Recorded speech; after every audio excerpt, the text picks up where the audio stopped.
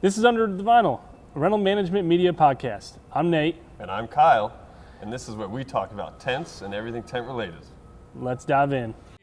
I'm the one you call when you need a tent up and down. I'm a tent rental man, I'm working all day, getting those stakes in the ground no matter what they say. From sunrise to the night, I make sure everything's right. Yeah, I'm a tent rental man, I'm working all day. So we got some questions here today. Kyle, best advice to someone new to the industry? Ask questions. And don't be afraid to just reach out to random people and just ask the question. I think everyone in this industry, if you sent them a LinkedIn, Facebook, Instagram DM with a question, would answer you. Or if they don't know the answer, they'd say, hey, you should reach out to this person.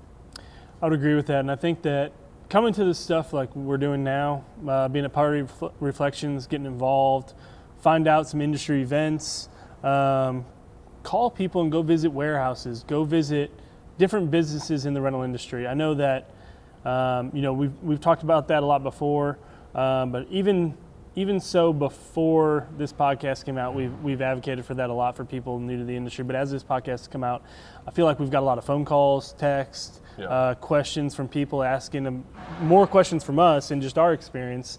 And if they can come see stuff or if they can do stuff. And I think that's great for new people. Yeah.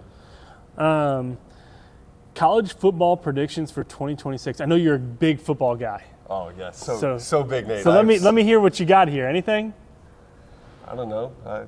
Who plays? Okay, that's what I thought we were doing with. All right, so I'm a big Notre Dame fan, so I don't know what's going to happen there. It's kind of a toss-up every year, but we'll see. We got some good football on this weekend. I'll put my money on Ohio State. I hate you. That's the only thing I knew. You do realize that that's who beat Notre Dame last year in the national championship, Yeah, and that's I had why to I sit said it. there. I Googled it and looked. I hate you. All right, well, we'll move past that one then. Coolest locations you've done a job? I've got to do work at the vice president's house. That was pretty cool. I got to meet, I'm not going to remember his name. He was like vice president 3 terms ago, but Pence. There you go. I have a picture with him on my Christmas tree. It was in a Christmas ornament. That's funny. When I was running Bryant's, we hosted Pence at our shop and did a little thing there with him, and he spoke, and I actually shared an office with him, so that was pretty cool. That's pretty cool. Coolest locations I've done, I think really any sports site that we've done and been affiliated with, between Field of Dreams and just recently the Bristol Motor Speedway Classic, Super Bowl stuff, that's been cool. But I do have a regular customer that is Al Gore. So I go to his house a lot, which is pretty cool. So just you get a lot of famous people in Nashville, which is, you never thought that you'd be working at their houses or have that relationship with them, which is really cool. So That's awesome. How we met. We can't figure it out. I'm still convinced that you get a paycheck every So Brian week. does send me a paycheck every month to hang out with you, but I think that we did meet, golly, it was probably, I'd say it was really probably 10 years ago that we really met. Yeah. A show, which was- is what we tell people to go to. Absolutely. I don't remember what show it was, but it had to have been at a show. I'm pretty sure it was at a show, probably by the bar, usually after hours. I probably wasn't old enough if it was 10 years ago. Yeah, Kyle and I have always talked. I don't think we really got to be close up until the past 5 years. Yep. That we really started getting together on things. So far, so good. I won't divorce you yet. So, We're still friends now. yes. Best moments of Under the Vinyl so far. I think every episode with a guest has gotten better and better. I would agree with that. The Richard Martin episode, I think, was great. I learned a lot about Richard. I still have a ton more questions to ask Richard. I know. And Dave MacArthur's episode, it was really cool to hear his experience. That to me is the best stuff. And sometimes I feel like I catch myself just sitting there listening and Inspiring. I have nothing to say because I'm just trying to take it all in.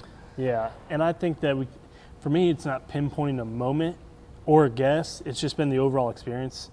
I think this has started as a passion project. Yeah. More so we could not revitalize the industry, but get more people involved and get people wanting to learn more about it. And I think the messages and everything is what is the best moments for me, on not just hearing people's stories on the show, which is fantastic and great, because that's what motivates everybody, I think, outside those conversations and hearing that, but then just getting the feedback from everybody that it's worth it. Everybody gets burned out, and everybody has those same moments, but then you hear these stories from people, and it's like, okay, it's not just me. Everybody goes through burnout. Everybody goes through mistakes. Everybody screws up. But at the end of the day, we're all here. We're all human, and we're all in this industry together. So I think, for me, the best moments would probably be just bringing everybody together and feeling like everybody is coming together based on the guests we have. I don't remember who the first person was to reach out to us when we started this, but I do remember they either texted you or emailed you or came through the Instagram. But I remember getting the first message from someone like, "Hey, this is really valuable what you guys are doing," and it kind of nullified the fact that this is worth it. Me and Nate have full-time jobs. I don't know if people know that. Yeah, we do, believe it or not. Sometimes we have other things we need to do, but we do continue to get this stuff out for you because when we get your feedback, it kind of motivates us to, we got to. It gets you a little emotional too. I remember reading that message to my wife, and I was like, this is cool. And she's like, you guys, this is awesome. You guys are doing something that is bringing everybody together. And it's like, okay, it might be another podcast, but it's something that I feel like the industry just needs to show, from new to old to in between, and just show that everybody is the same and try and get some networking in there. So that's what we can do. All right, so tell me a little bit about your business and what your favorite tent is. I think I'm going to go back to a classic 40 wide pole tent. I just, I'm a pole tent guy. I'm also the head structure guy at work. But that's what you guys started on. But we were a pole tent company. Yeah. That's what we did. So I'd love going to a job. If I can schedule myself to go put up a 40 by 60 pole tent, I will purposely take that job because I'm like, oh, this is so nice. Man, and anymore, I'm moved to more of the structure side now. I do love a good sailcloth because it's quick and easy. But anything really 30 meter and up gets me so pumped and so excited, and I think it gets the blood going because it's got a little bit of scariness to it. You start to get in that 30 meter mark, and you're just like, this is kind of a big animal. It's another beast, and you got to have the specialized crew, specialized people, or something could go wrong extremely quick. I love structure just because, Nate, you know this. I'm an equipment and a truck nerd. So, if I can set up a truck, the nicest semi I can find to ship my 30 meter to you feel like you're out here building America. I'm like, oh, this is awesome. And I would agree with that, and I think that was one of the things that excited me about coming to Chattanooga Tent, is the structure, inventory, and the ability to do whatever the hell we wanted to do, and not have that box of parameters and everything. So that's what I would say. Just every tent that's that big. Now, don't get me wrong. I love the smaller jobs. They're still fun to me.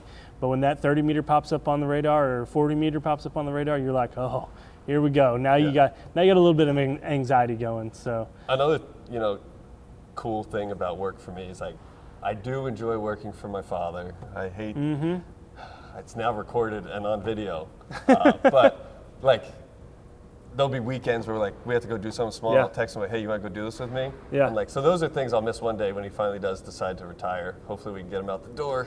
He's going to be ARA president. And same for Mike Holland.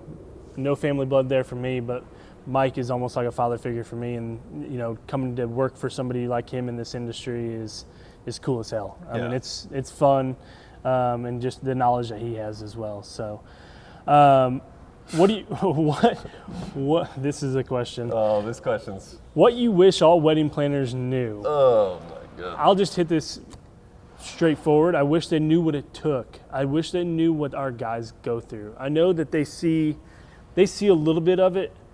But the draining days in the heat, the rain, everything, just the trials and the tribulations that they go through that nobody else sees except for us that's on the site at the time. Well, we take their vision and turn it into reality. They don't know how it happened. Right. And they just know it happened. And that's why, a lot of these times I've said it over and over again, you see these videos of the planners or the videographers putting these amazing videos out on what the job looked like. But you don't see the behind the scenes. So that's why I like to post this stuff behind the scenes and show with the guys. And I know I keep harping on that. But I just want everybody to know what these guys go through. And they're not just, they're specialized labor guys, specialized trade. And that's what we're bringing to this industry. So I wish that they knew how hard these guys actually work. And some of them do. Your high-end event planners? They get it. What I hate, and I'm learning more and more, is that, so if the planner's booking the job for taking all the vendors, Yeah. the lighting company can charge whatever they want. The decor company can charge whatever they want. But they're going to nickel and dime our bill. Or And I would argue that we have the hardest job. right, or so-and-so's got to have a ramp, or so-and-so has to have this, or they can't do their job. Well, we didn't have anything. We have to do our job. How do you think our job's going to get done? So I just wish they understood a little bit more of what the tank guy has to do, especially since we're the first one in, last one out, and it seems like we get dumped on at the end Well, a we lot. get blamed at the end of the Yeah. job because the florist drove through Something's messed up. the customer's front yard Yep, to but- turn around. but it's we're the our last fault. one. Yeah. What you'd tell a 2026 bride? Plan ahead. Plan for everything. Yeah. These rain plans are going to be the death of me. It's my rain, so plan for it. Pay for that tent. I know it's extra money, but don't get married outside if you can't account for weather. Yeah. And also know that it is a tent at the end of the day.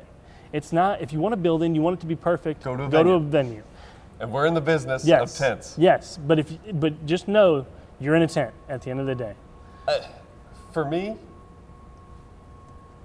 I think I would tell them. No. We're moving on. We could do a whole podcast on that one. First memory of working in the industry. My first memory was probably when I started, and that was when I was 15 years old. And I went out to do a 40 by 100 yellow and white pull tent. And I was doing it with Casey Connon, who's still in the industry, works for A's still, a company that I started with 21 years ago. Learned that day how to swing a sledgehammer. And my back's been messed up ever since. This isn't, there's pictures of me doing stuff way before this memory, but this is one that sticks out in my head. A 50 by 105 gable-ended Navitrack. L&A just bought it.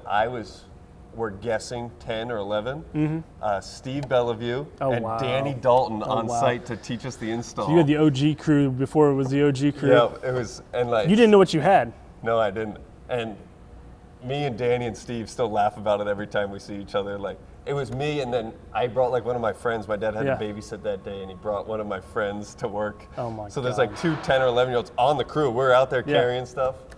But that's one of those memories you'll always remember. Core memory. Yeah.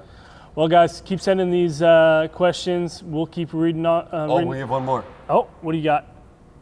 Taylor Swift's wedding. Oh, yeah, Crotto. Crotto, love your question, by the way. Thank you. Nate's already doing the wedding, Crotto. Sorry. I've gone and done my research and talked to a few people, so we'll see. But if I had to recommend one thing for her to have, I guess she just got to go out in a vintage car or something. Yeah. I'm saying she needs a Black Garden tent. Or she needs a really badass custom tent that we don't have in our inventory that we Yeah. can do, and we can research that. So stay tuned for that. But thanks again for the questions, guys, and we'll keep sending them. We'll keep answering them, and got anything else? That's it. All right. Thank you. I'm the one you call when you need a 10 up or down. I'm a tent rental man, I'm working all day.